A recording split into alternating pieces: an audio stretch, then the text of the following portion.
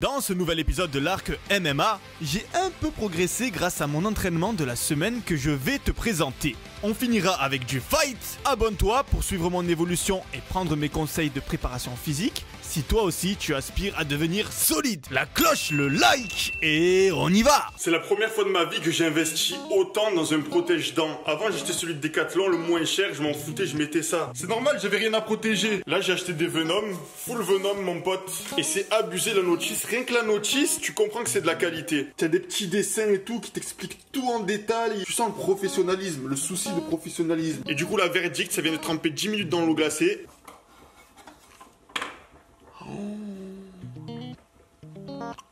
Incroyable. Alors les gars, c'est abusé. On dirait que je peux prendre autant de patates que je veux. Je sais qu'il va pas sauter là. Ça ventouse tellement bien que j'ai du mal à les enlever. Abusé. Ça ventouse et ça bloque en fait. C'est vraiment parfait. Aujourd'hui, séance cuisse, je commence par du vélo et du rameur pendant 10 minutes au total pour bien lubrifier toutes les articulations avec ce qu'on appelle le liquide synovial. C'est pour ça que l'échauffement est très important en musculation. Ne pas s'échauffer, c'est comme si tu conduisais ta voiture avec le réservoir d'huile totalement vide. Premier exo, je commence la presse à cuisse en 3x20, travail d'endurance, mais surtout pour préparer les muscles et les articulations à ce mouvement précis. J'enchaîne en 4x8 avec une charge plus lourde pour l'hypertrophie musculaire et l'entretien de ma force. Mais cette fois-ci, au lieu de me reposer après chaque série, j'enchaîne avec 20 pompes. Mais à ton avis, pourquoi j'enchaîne des pompes après la presse à cuisse ? Petit 1 pour choquer le muscle, 2 pour saturer les stocks de myostatine et favoriser l'hypertrophie musculaire, 3 l'autre réponse. Ding ding. Et c'était la réponse 3. En réalité, c'est simplement pour varier les groupes musculaires sollicités, adapter l'entraînement de musculation au MMA, car en combat, on ne sollicite pas qu'un groupe musculaire comme en musculation. On enchaîne plusieurs types d'efforts à la suite, sans temps de repos. Pourquoi je fais pas un circuit training si je souhaite m'améliorer en boxe? Mon objectif est assez expérimental. Je suis en train à la fois d'essayer d'avoir mes meilleures perfs en termes de force et en même temps je cherche à m'améliorer techniquement et au niveau cardio pour mon sport de combat. Je pense pas que ça existe de faire les deux à la fois. Du moins le corps est censé progresser vers une seule trajectoire. Soit tu décides d'être le plus fort possible, tu favorises les exercices qui vont favoriser ta prise de force. Soit tu te diriges seulement vers la technique, le cardio, etc.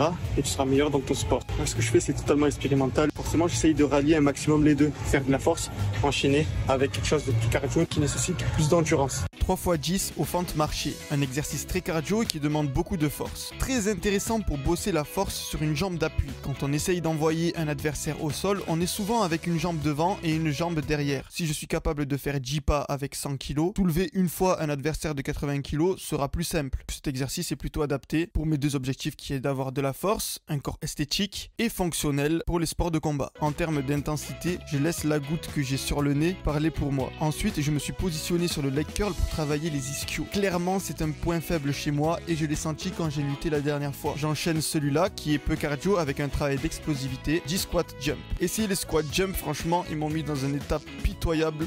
En mode pensif. Pour finir, j'ai fait un 3x20 avec pas mal de poids sur la machine à adducteurs. Parce que avoir de la force dans les adducteurs est très utile quand tu combats au sol. Vraiment, ne négligez pas cette machine. Et je finis avec quelques étirements pas trop longs en fin de séance, histoire de ne pas devenir rigide. Il faudra d'ailleurs que j'inclue une séance full étirement à ma semaine pour gagner en souplesse et enfin avoir le high kick. La séance était horrible, mais je suis motivé. Je suis vraiment très motivé à devenir meilleur. C'est vraiment une bonne sensation finalement parce que c'est comme si j'avais plus trop d'objectifs et que là je m'en suis refixé un. Je te cache pas qu'en voyant les rushs de la vidéo où je boxe, je me suis dégoûté. Je me suis dit putain, c'est ridicule. Je me suis dit merde, le niveau est vraiment lamentable. Enfin, après c'est subjectif un peu, il y en a ils vont trouver ça bien tu vois. Mais on est trop habitué à voir des boxeurs pros et tout et moi je les vois et je me dis putain, ça ressemble pas du tout à ce que je fais. C'est comme ça que ça marche. J'ai une faiblesse quelque part, il faut que je travaille sur cette faiblesse. Même si ça me plaît pas de le faire. C'est comme ça que ça marche, c'est comme tout dans la vie. Souvenez-vous, dans l'épisode précédent, je demandais à Jessim un enchaînement à travailler pendant ce premier mois de reprise. Alors, en rentrant chez moi, c'est répétition, répétition et répétition.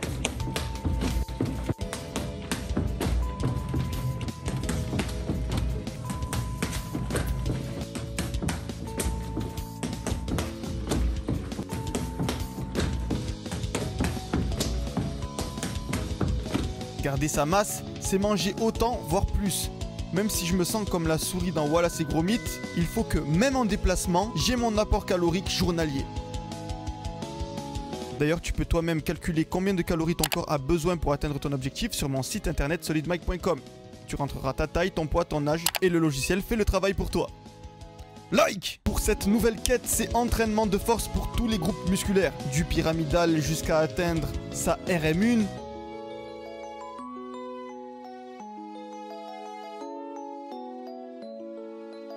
De l'endurance, il n'est pas question de me dire que le surentraînement existe. Non. Petit conseil muscu que j'adore pour mes biceps, le mouvement haltère sur banc.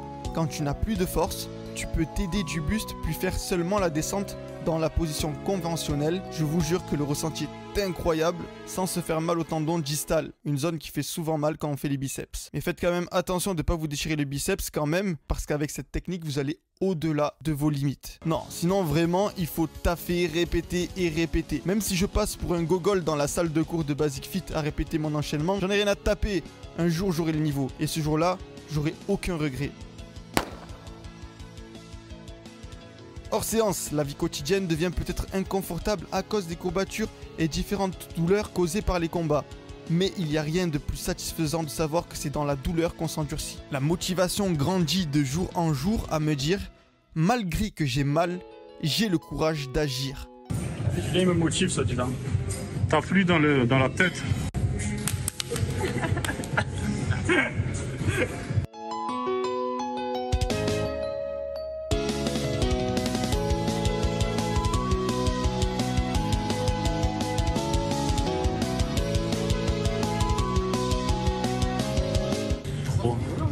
J'ai augmenté de force là, c'est abusé. Hein.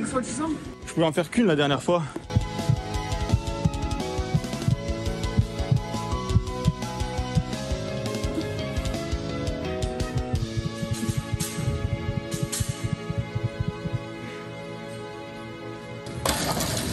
Putain, c'était violent. La différence de poids là. L'entraînement ne se résume pas qu'à ça. Évidemment, j'ai continué ma séance avec mes Goomzid jusqu'à ce que mes pecs saturent au maximum, comme si j'étais full muscu, parce que n'oublions pas, je dois maintenir aussi l'esthétique de mon corps. C'est quand même la vitrine de mon commerce. Ça fait beaucoup là. Il est peut-être très tard et c'est très dangereux de reproduire ça à la maison, mais je vais tenter de fermer le COC3 sans trop m'échauffer, parce que j'ai pas eu le temps de le faire aujourd'hui. J'ai pas eu le temps de le faire. 62 kilos. 90. Pas mal à craquer, c'est pas bon, c'est pas bon signe, c'est pas bon signe.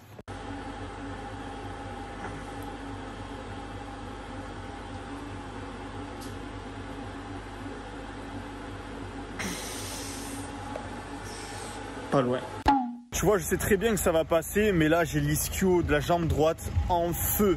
C'est à force de faire l'enchaînement, mon tendon il est pas assez souple derrière, enfin mon muscle n'est pas assez souple. Du coup ça tire sur le tendon. Mais bon, ce soir, fight! C'est l'heure du fight! Pour commencer, on a fait un exercice de grappling et je me suis retrouvé face à un adversaire qui a une lutte nerveuse. Ce que j'appelle lutte nerveuse, c'est quelqu'un d'explosif. Mais comme on ne peut pas rester explosif indéfiniment, le style à adopter est de défendre jusqu'à ce qu'il s'épuise et là je pourrais en profiter. Cut, crochet et genou, d'accord? Voilà, il faut, si votre bonhomme en face de vous il recule pas, c'est que votre genou est pas bon. Le genou il est vraiment orienté en direction du plexus, d'accord? C'est pas ça un coup de genou. C'est vraiment piqué, d'accord? Notez bien ma façon de boxer contre les PAO. Là, on voit que j'arrive à être méchant et efficace. Les coups sont précis et explosifs. Mais quand je me retrouve face à un adversaire, j'ai cette nature de gentil en moi qui ressort et j'ai du mal à exécuter mes mouvements de manière efficace. Ça, si vous avez un conseil dans les commentaires à me donner pour être un peu plus méchant, je suis preneur.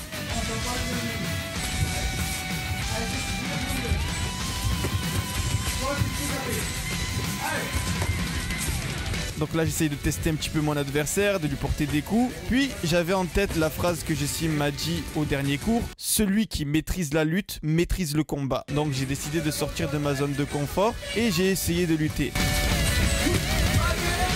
J'étais très bien tenté, mais malheureusement il m'a placé une guillotine et il a gagné cet échange. Je tiens à signaler que je connais le niveau de aucun. Je n'avais jamais combattu contre eux auparavant. Contre le second adversaire, même si j'avais échoué contre le précédent, j'ai quand même voulu retenter la lutte.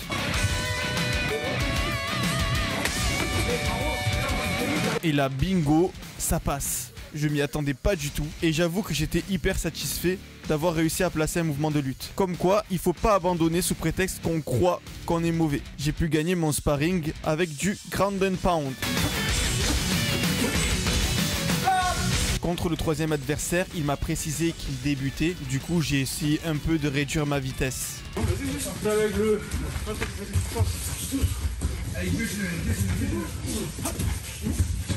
Pour conclure cette première semaine du nouvel arc, achetez tous ce haut sur MyProtein avec le code SOLSTICE. Franchement, c'est abusé. Regarde les muscles que ça fait, c'est vraiment abusé au maximum.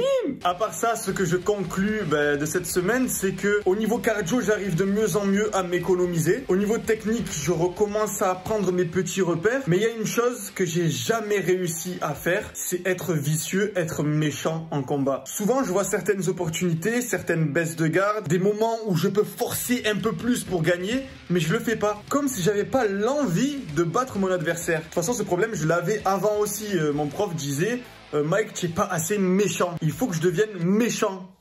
J'ai posé la question sur Instagram. Vous m'avez dit de réveiller mon instinct animal. Ce que j'ai essayé de faire. En parlant de Instagram, rejoignez-moi au maximum sur ce réseau. N'oubliez pas sur mon site internet, retrouver des programmes sportifs à faire en salle de musculation. Ça, au moins, c'est mon domaine. Vous savez que les programmes sont qualitatifs, pas chers, pour tous les objectifs et pour tous les niveaux. Donc foncez dans la description solidemike.com. Et sur ce, la fête est déjà finie. Reste solide, la vie sera pour un film de cuisse.